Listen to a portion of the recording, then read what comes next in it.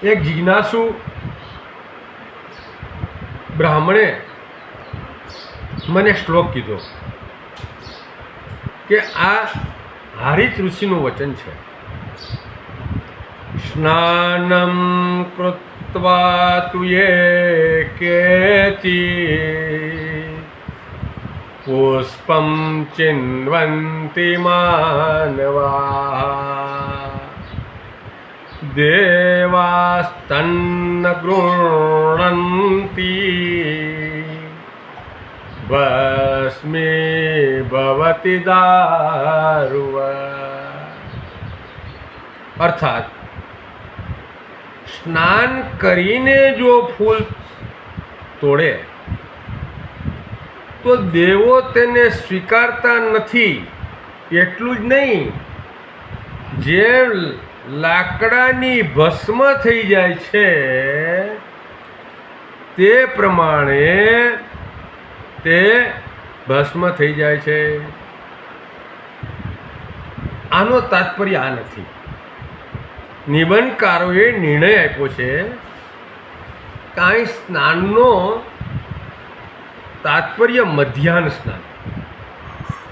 ફલિતાર્થ થાય છે કે મધ્યાહ્ન સ્નાન બાદ ફૂલ તોડવાની મનાઈ છે. પહેલાં પ્રાતઃ સ્નાન બાદ ચોટવા, કે સ્નાનમ પ્રાત સ્નાનાતિરિક્તમ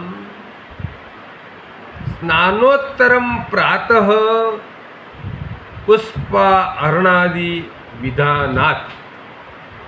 આ વીર મિત્રોદય પૂજા પ્રકાશમાં ખુલાસો કર્યો છે. તો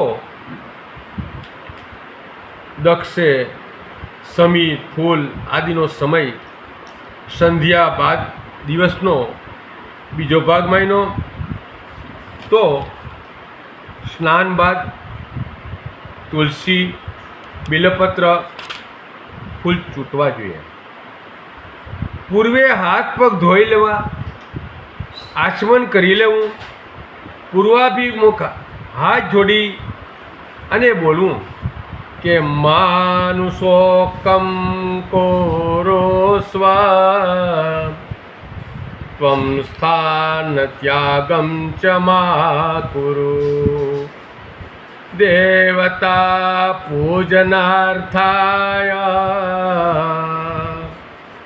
પ્રાર્થયામિ વનસ્પતે. અર્થાત, હે વનસ્પતિ, હું તમારા સ્થાનને ક્ષય ભ્રષ્ટ નથી કરતો, પણ આ ફૂલો દેવોના પૂજા માટે હું તમને લઈ જાઉં છું.